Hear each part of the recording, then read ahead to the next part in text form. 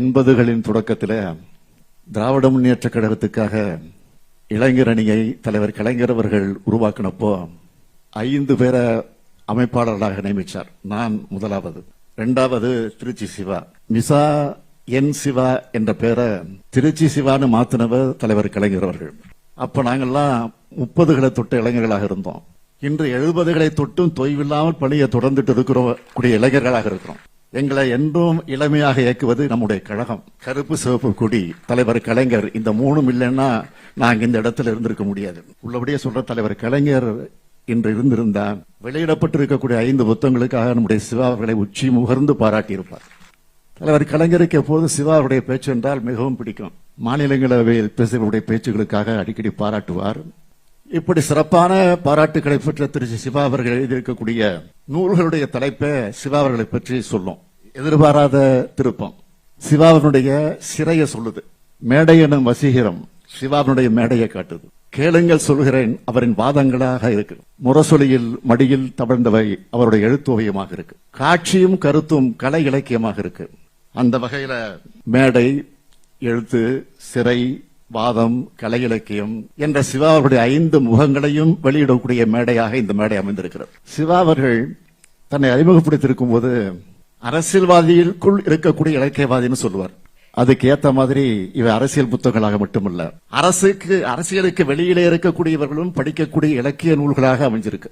நம்ம திருச்சி சிவா அவர்களை பத்தி சுருக்கமா சொல்லணும்னா, இளைஞரணிய தொடங்கின காலத்தில் 5வரில் ஒருவர்.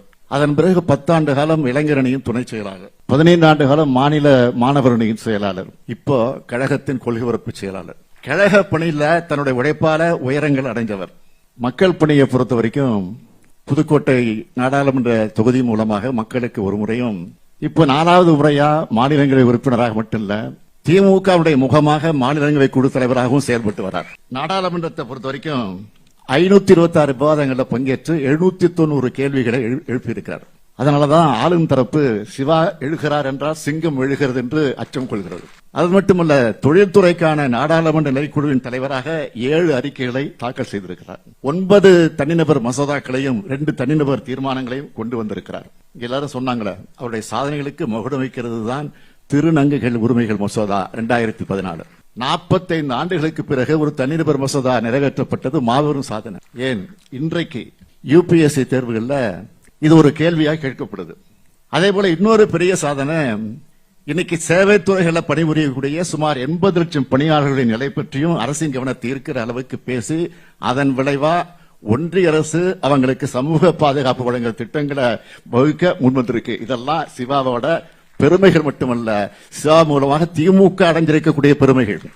அந்த வகையில் ஒரு நாடாளுமன்ற உறுப்பினர் எப்படி செயல்படணும் என்பதற்கு ஒரு உதாரணமாக நம்முடைய சிவா அவர்கள் இன்றைக்கு விளங்கிக் கொண்டிருக்கிறார். ஒரு வழிகாட்டியாக இருக்கிறார். எதிர்பாராத திருப்பம் என்ற புத்தகத்தில் சிவா அவர்கள் தன்னுடைய வாழ்க்கை பதிவுகளை பதிவு செஞ்சிருக்கிறார்.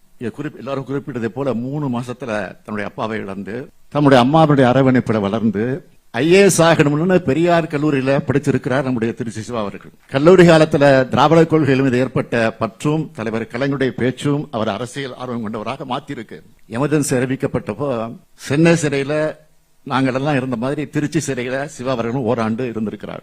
சிறையிலிருந்து போலீஸ் பாதுகாப்போடு மாநில கல்லூரிக்கு சென்று நான் தேர்வு எழுதின மாதிரி அவரும் திருச்சி பெரியார் கல்லூரிக்கு சென்று போலீஸ் பாதுகாப்போடு தேர்வு எழுதியிருக்கிறார். ஒரு சராசரி இளைஞரா உயர்கல்வி பெரிய வேலைன்னு நினைச்சிருந்தவர் மிசா கைது ஒரு அரசியல் தலைவராக மாத்துச்சு. சிறைச்சாலை என்ற பல்கலைக்கழகத்தில் படிச்சவங்க நாங்க என்பதாலதான் யாருடைய அரட்டலுக்கும் உருட்டலுக்கும் பயப்படாம இன்னைக்கும் செயல்பட்டு கொண்டிருக்கோம். இந்த புத்தகத்தை படிச்சப்போ சிவானுடைய தாயார் மீது எனக்கு மிகுந்த மரியாதை ஏற்பட்டு, சிறையில சிவாவை பார்க்க வந்த அவர் அம்மா சொல்றார், பையன் சிறைக்கு போயிட்டதால எல்லாம் கிண்டல் பண்றாங்க, என் பையன் பிட்பாக்கெட் அடிச்சுட்டு சிறைக்கு போகல, ஒரு தலைவர் பின்னாடி போனான், நான் தான் அவனுக்கு இந்த கட்சியையும் தலைவரையும் சொல்லிக் கொடுத்தேன், நான் பெத்த 4 பிள்ளைகள்ல 1 நாட்டுக்குன்னு எல்லாருக்கிட்டையும் சொல்லிட்டேன்னு சிவாவுடைய தாயார் சொல்லி இருக்கிறார். ஆக உண்மையான திராவிட தாய் அவர்தான். இப்படி எத்தனையோ தாய்மார்கள் தங்கள் பிள்ளைகளை இயக்கத்துக்காக தாரை வார்த்தை கொடுத்தனால்தான் வளர்ந்த இயக்கம் இந்த இயக்கம். அதனாலதான் எதிர்கட்சிகள் எல்லாம் நம்மளை பார்த்து குடும்ப கட்சின்னு சொல்லும் போது எனக்கு கோபம் வர்றதே கிடையாது.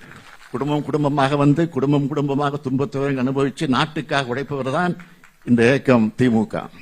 மிசா காலத்துல மாநில கட்சிகள் எல்லாம் தடை செய்யப்படுறதா ஒரு செய்தி வந்துச்சு. அந்த செய்தி வந்தப்போ அதிமுகவுடைய பெயரை கூட அனைத்து இந்திய அதிமுகன்னு மாத்தினாங்க. அப்ப சிறையில் இருந்த சிவா அவர்கள் நம்முடைய ஆருயிர் அண்ணன் மறைந்த அண்ணன் கோசிமணி அவர்களிடத்துல சிறையில் இருந்தப்போ கேட்டிருக்கிறார்.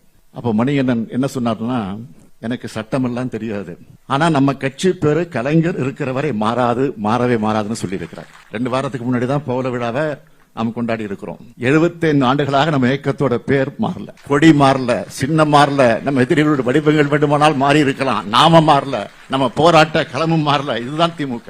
அதனால்தான் பெருமையாக அதை குறித்து சிவா அவர்கள் எழுதியிருக்கிறார். தமிழனாக பிறந்தது சிறப்பு, கழகத்தில் பணியாற்றுவது பெருமை, கலைஞரின் தொண்டனாய் வாழ்வது பேருன்னு எழுதியிருக்கிறார். இவையெல்லாம் வெறும் எழுத்தல்ல, காலத்துக்கும் நிலைச்சிருக்கக்கூடிய கல்வெட்டு. ஒவ்வொரு திமுக தொண்டரும் தன் இதயத்தில் எழுதி வச்சிருக்க வேண்டிய சொற்கள். தமிழை விட, கழகத்தை விட, கலைஞரை விட நமக்கு என்ன பெருமை வேண்டும்? என்னை பத்தி எழுதுறப்போ கலைஞராய் வாழும் தளபதினு எழுதியிருக்கிறார். என் மீதான அன்பு மிகுதியால் அப்படி எழுதியிருக்கிறார் நான் நினைக்கிறேன். என்ன 45 ஆண்டு காலமாக பக்கத்திலிருந்து என்னை பார்ப்பவர். இனி இவர்தான் எங்கள் தளபதினு முதல்ல அறிவிச்சவர் சிவாதான். அதனால அந்த தலைப்பு வச்சிருக்கிறார். ஆனா அதுல ஒரு திருத்தம், கலைஞராய் வாழ கலைஞரால் மட்டும்தான் முடியும். என்னை பொறுத்த வரைக்கும் கலைஞர் வழியில் வாழ்ந்து கொண்டிருப்பவன் நான். இந்த புத்தகத்தின் மூலமாக எப்படி சிவா அவர்கள் வசீகரிக்கக்கூடிய பேச்சை கவர்ந்திருக்கிறாரோ, அதே மாதிரி சொக்க வைக்கக்கூடிய எழுத்துக்கு சொந்தக்காரன்னு நிரூபிச்சிருக்கிறார் இந்த புத்தகத்தின் மூலமாக. இந்த நூல்கள்ல திராவிட இயக்கத்தோட கொள்கைகள் இருக்கு, நம்முடைய தலைவருடைய வரலாறுகள் இருக்கிறது, இயக்கத்தினுடைய தியாகம் இருக்கிறது. மொத்தத்துல கழகத்தினர் எப்படி பேசணும், எப்படி எழுதணும், எப்படி வாதிடணும், எப்படி பதில் சொல்லணும் என்று வழிகாட்டக்கூடிய புத்தகங்களாக இவற்றை திருச்சி சிவா அவர்கள் உருவாக்கி கொடுத்திருக்கிறார். நாங்கெல்லாம் இயக்கத்துக்குள்ள அடியெடுத்து வச்சப்போ அந்த காலத்துல நம்ம இப்படி இன எதிரிகள் பொய்களையும் வதந்திகளையும் பரப்பிட்டு தான் இருந்தாங்க. ஆனா இன்னைக்கு பாஜகவினர் பொய்களையும் அவதூறுகளையும் பரப்புவது மட்டுமில்லாம அதை எப்படியெல்லாம் உண்மையாக மாத்தலாம்னு யோசிச்சு வராங்க. வரலாறுகளை அதனால மாத்துறாங்க. அவற்றை உடைத்தெறியக்கூடிய இன்னும் ஏராளமான திருச்சி சிவாக்கள் இந்த நாட்டுக்கு தேவை, இந்த இயக்கத்துக்கு தேவை.